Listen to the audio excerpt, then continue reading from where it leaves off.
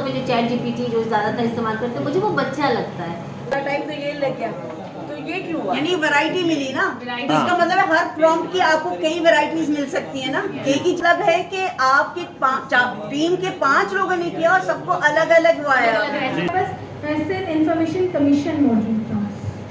IFJ, PFUJ और FES की जानिब से मुनक्कदा 2 रोज़ा तरबियती वर्कशॉप का आज आखिरी रोज़ है।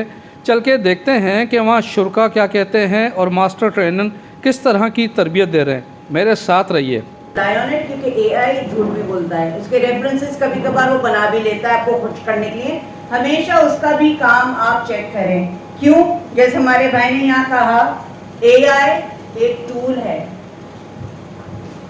ये क्या लग रहा है आपको? ये कौन लोग हैं?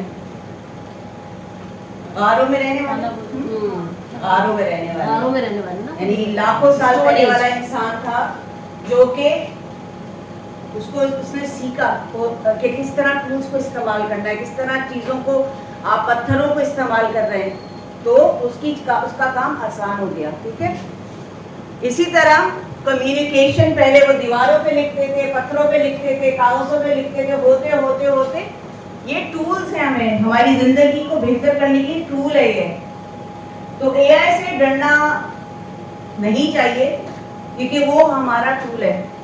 तो पहला टाइम तो ये लग गया, तो ये क्यों हुआ? यानी वैरायटी मिली ना, तो इसका मतलब है हर प्रॉम्प्ट की आपको कई वैरायटीज मिल सकती है ना। एक ही चीज पूछ रहे हैं, बताइए कि अगर वाह। आपने जो है तो इसका मतलब है कि आपके टीम के 5 लोगों ने किया और सबको अलग अलग वो आया।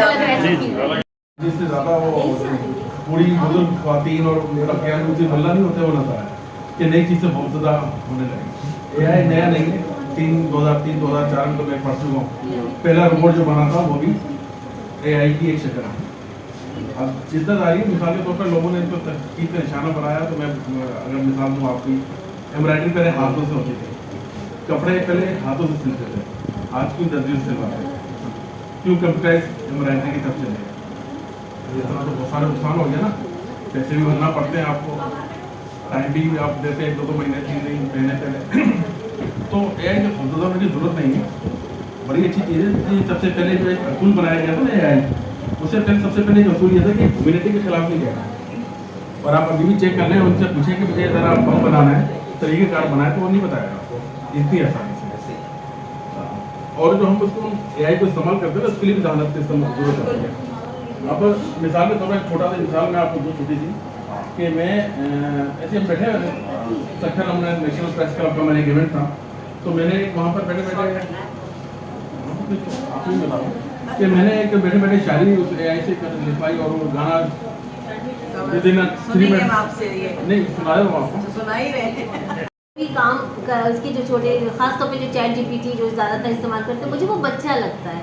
वो हम लोगों की निस्बत आप उसको जो कहते जाओ वो करता जाता है, उसका अपना कुछ नहीं है और वो डेटा भी ले रहा है हमारे पुराने जितने ऐप्स हैं उनसे, जो पुराने सर्च इंजन से वहाँ से ले रहा है, उसके पास अपना कोई डेटा नहीं है। और मेरा ख्याल ये है कि हमें ये बात सोचनी चाहिए कि जो AI है वो इस वक्त जो है वो सिर्फ और सिर्फ डेटा कलेक्शन कर रहा है और हमारी बहुत सारी पर्सनल इन्फॉर्मेशन जो है उसमें जा रही है। तो हमें ये इस्तेमाल करते हुए ख्याल रखना चाहिए कि हम अपनी बहुत सारी पर्सनल इन्फॉर्मेशन जो है वो ना दें, वरना तो ये AI जो है वो बाद में हमारे लिए एक बहुत बड़ा जिन बन जाए।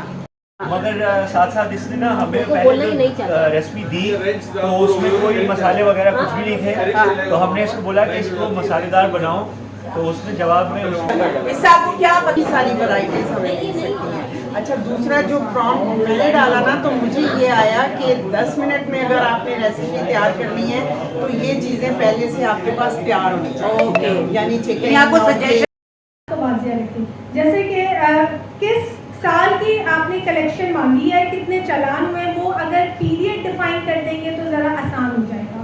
क्योंकि अगर वो चीज़ वैलिड होगी और हमें भी डेटा कलेक्शन में, ये कोई धक्की छुपी बात नहीं है। मैं नहीं कहूँगी कि हम बड़ी आइडियल सोसाइटी में रह रहे हैं जहाँ हमारा डेटा बहुत ऑर्गेनाइज्ड है, आप सबको पता होगा। तो अगर वो पीरियड जो है इंडिकेट कर दिया जाए, फॉर एग्जांपल कि जुलाई 2025 से लेकर दिसंबर 2025 तक आपने कितने चालान किए, वो चालान कितने इंटरटेन हुए हैं, कितनी अमाउंट में वो मद आई है। अगर आप खुद सवाल स्पेसिफिक रखकर फैसिलिटेट कर रहे हैं इंफॉर्मेशन के लिए तो आपकी इंफॉर्मेशन जो है वो ज़्यादा रैपिडली रिस्पॉन्स हो सकती है। दूसरी चीज़ ये कि अक्सर हमारे पास एड्रेस मिस हो जाता है। ये तो चले बड़ा एक हाई प्रोफाइल केस है, सबको पता है कि कमेटी कहाँ है, पीएम के दफ्तर कहाँ मौजूद है। अगर कभी जद्दोजहद हो तो दो चीज़ें बड़ी ज़रूरी है, चंदा और बंदा।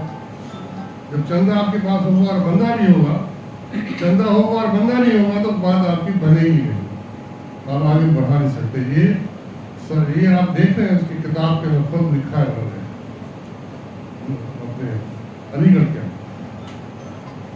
मैंने भी बहुत सारी चीजें उनकी नकल की। मैनेजमेंट कभी भी नहीं चाहती कि ये मजदूर लोग जो कि गंदे कपड़े हैं, तालीम याफ्ता नहीं है और हमारे सामने हमारे कुर्सी पे आके बैठे और हमसे बातचीत करें।